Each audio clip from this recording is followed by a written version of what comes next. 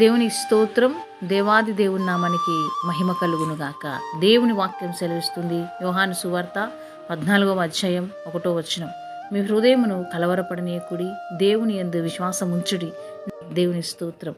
మన హృదయములను కలవరపడనీయద్దంటున్నాడు దేవుడు. హృదయంలో కలవరం, ప్రతి చిన్న విషయానికి కలవరం, ఏ శ్రమ వచ్చినా కలవరం, ఎటువంటి అనారోగ్యం వచ్చినా భయం భయం, హృదయం అంతా భయం, కలవరం, ఏదో ఒక బాధ, వేదన. మనిషికి మానవుని రూపంలో పుట్టిన ప్రతి ఒక్కరికి కూడా ఏదో ఒక శ్రమ, ఏదో ఒక సమస్య, ఏదో ఒక బంధకము, భారము, వేదన కలిగి ఉంటుంది. హృదయం అంతా కలవరపడతా ఉంటారు. ఈ ఉదయంకాల సమయం ముందున ఈ వాక్యం వింటున్న నీతోని ప్రభు అంటున్నాడు, నీ హృదయంలో ఏ కలవరం ఉందో ఆ కలవరాన్ని తీసేయమంటున్నాడు దేవుడు. నాయందు విశ్వాసం ఉంచుడి అంటున్నాడు. నాయందు విశ్వాసం ఉంచుడి అంటున్నాడు ప్రభు. దేవుని యందు విశ్వాసం ఉంచుడి. ఎందుకు నీకు ఆ కలవరం? నీ కొరకే కదా ప్రభు రక్తము కార్చి ఆయన యవ్వన కాలాన్ని అంతా కూడా మన కొరకే ప్రతి ఒక్క పాపాలను తన మీద వేసుకున్నాడు. ఆయన ఎప్పుడో మన కొరకు కలవరపడి ఉన్నాడు. ఆయన సిలువలో భయము, భారము, వేదన, రోదన పడి ఎంతగానో ఆయన కలవరపడి వేదన చెంది ఉన్నాడు. ఆల్రెడీ దేవుడు అనుభవించినాడు, మనం అనుభవించవలసినవి.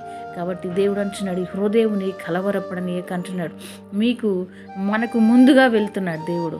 మీకు ముందుగా వెళ్ళి నేను అక్కడ మీ కొరకు సమస్తం ఏర్పాటు చేస్తానన్నాడు దేవుడు. నేను మీకు ముందుగా వెళ్ళి అక్కడ స్థలమును స్థిరపరుస్తాను అంటున్నాడు దేవుడు. దేవుని స్తోత్రం. దేనికి కలవరపడవలసిన అవసరం లేదు. మన దేవుడు సజీవుడై ఉన్నాడు. 3వ దినమున మృత్యుంజయుడై లేచి ఉన్నాడు. దేవుడు ఎంతో గొప్పవాడు. ఈరోజు ప్రియ సహోదరుడా, ఏ శ్రమలో ఉన్నావో, ఏ సమస్య కొరకు బాధపడుతూ వేదన పడుతూ కలవరముతో ఉన్నావేమో, ఆ కలవరం కొట్టువేమంటున్నాడు దేవుడు. దేవుని యందు విశ్వాసం ఉంచమంటున్నాడు. నా యందు మీరు విశ్వాసం ఉంచితే నీ హృదయంలో కలవరం ఉండదంటున్నాడు ప్రభు. నిజముగా నువ్వు దేవుని మీద విశ్వాసం ఉంచితే దేనికి కూడా నువ్వు భయపడవు. ఏ విషయంలో కూడా నీ హృదయంలో కలవరం రాదు. ఈరోజు చాలామంది విశ్వాసం కోల్పోతున్నారు. ఓర్పు, సహనం పోతే విశ్వాసం కోల్పోతారు. విశ్వాసం కోల్పోతే దేవుని యందు దృష్టి పూర్తిగా మళ్లించబడుతుంది. అందుకే నీ జీవితంలో భయము, ఆందోళన, ఏం చేద్దామన్న భయం, ఎటు వెళ్దామన్న భయం, హృదయం అంతా వేదనతో నిండి ఉంటుంది. దేవుడు లేచి ఉన్నాడు. సహోదరి సహోదరుడా, ఆయన మన కొరకు సజీవుడై ఉన్నాడు. ఆయన బ్రతికే ఉన్నాడు. ఆయన మనిషి కాదు, ఆయన జీవముతోనున్నాడు. ఆయన మానవుడు కాదు మాట ఇచ్చి తప్పడానికి. ఆయన సజీవుల లెక్కల్లో ఉన్న దేవుడు. ఈరోజు ప్రభువు మన హృదయాలను కలవరనీయపడద్దంటున్నాడు. మీ హృదయాలలో భయం, భారం, వేదన, రోదన ఏదున్నా తీసే. ఎందుకు నీకు ఆ భయం? ఏ టైంలో ఏది జరగాలో నీ జీవితంలో ప్రతి ఒక్కటి ప్రభు జరిగించి నిన్ను ఆశీర్వదిస్తానంటున్నాడు.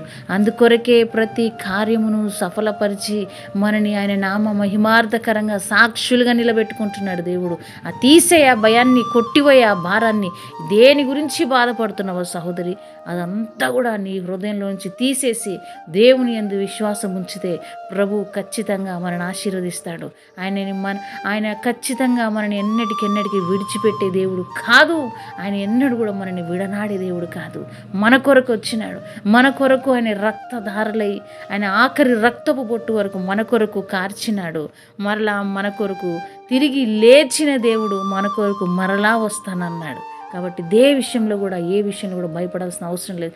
దేనికి కూడా దిగులు పడి టెన్షన్ పడాల్సిన అవసరం లేదు. దేవుడి ఉదయంకాల సమయం ఉందని నీతో అంటున్నాడు, నీ హృదయంలో ఉన్న కలవరని తీసేయి, నీ జీవితంలో కార్యం నేను చేయబోతున్నాను అంటున్నాడు. నీ హృదయంలో ఉన్న భయము, బాధ, వేదనంతా కొట్టివే కుమారుడు అంటున్నాడు దేవుడు. నేను నిన్ను ఆశీర్వదించి నీ అందు, అంటే దేవుడు నీ అందు ఎప్పుడు కూడా ఆయన కృప నీ అందు ఉంచి నిన్ను బలపరిచి స్థిరపరచునుగాక. ఆమేన్. తండ్రి, నీకు స్తోత్రం చెల్లిస్తున్నాం. నీ మహోన్నతమైన కృపను బట్టి నీకు వందనాలు చెల్లిస్తున్నాం. మా హృదయాలలో ఉన్న ప్రతి కలవరాన్ని కొట్టివేసి, తీసివేసి, పూర్తిగా బంధించి ప్రభు నీ యందు విశ్వాసం ఉంచి సంపూర్ణంగా నీ యందు నిరీక్షణ గలవారు మేము ముందుకు వెళ్ళే కృప దయచేయమని, ఈ బిడ్డలందరినీ దీవించి ఆశీర్వదించమని యేసయ్య నామమున అడుగుచున్నాం తండ్రి. ఆమేన్. మరి రేపటి నుంచి 12 రోజుల ఉపవాస ప్రార్థనలు మొదలవుతున్నాయి. దయచేసి మీరందరూ ప్రార్థించగలరు. దేవుడు మిమ్మల్ని అందరినీ దీవించునుగాక.